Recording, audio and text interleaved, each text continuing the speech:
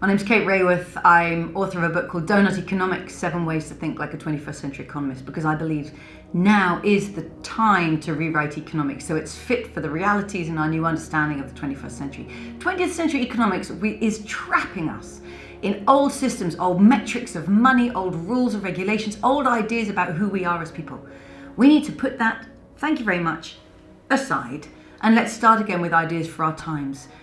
That humanity is not just self-interested and competitive, we are collaborative and adaptive.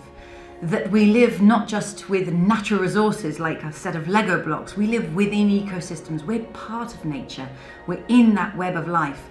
How can we redesign the goal of economic development? How can we redesign markets and the role of the state and the role of the community? Let's bring it in and recognize it. How can we therefore create prices and regulations and property rights that actually will make this possible? I think this is one of the most exciting 21st century tasks that we have to take on.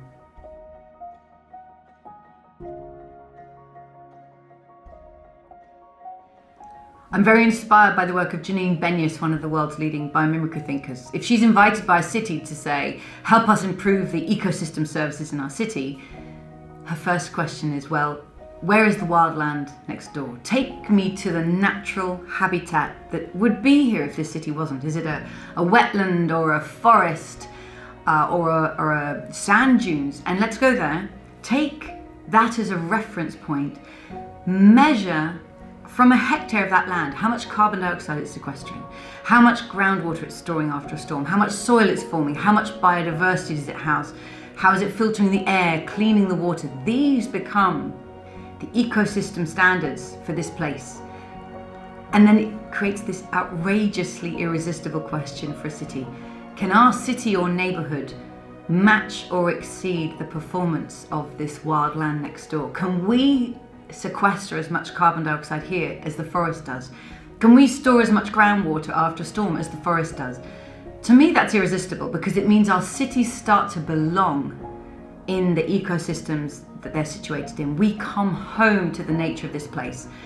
And we set these standards of ambition that I think will mobilize communities, will make sense to not just the local community, but to the city-wide as a metric for the 21st century. So that, to me, is what it means to improve the ecosystem of this place.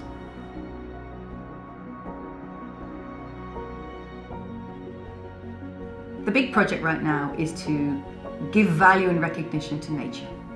And this project can go in two very, very different directions. There's one, which is the current stream, which is to, as it were, perfect the 20th century project of financializing everything. In the 20th century, we invented the metric of money as the one metric to rule them all. GDP, invented in the 1930s. It became the overriding way of measuring the success of a country.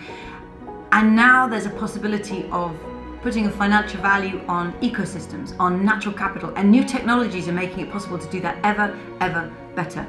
So one project is to perfect the project of financializing nature until everything is included in that number of money.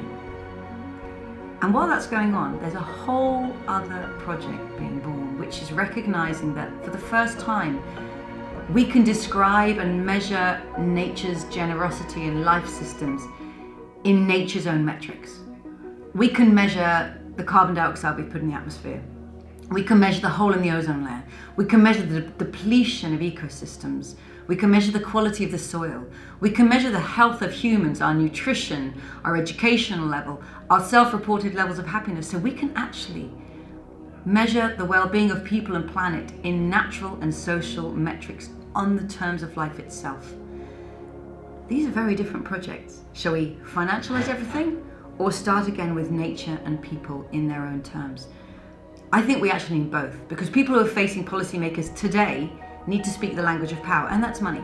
So they need to be able to say these trees in the city are worth millions. So don't cut them down, put them on your balance sheet and take account of them, and that will get them protected today. But there's a whole other project of redefining the language of power and stopping all civil service work and all government and city work from being conducted in the metric of money, because life doesn't happen in money. Life happens in nature's values and in human values.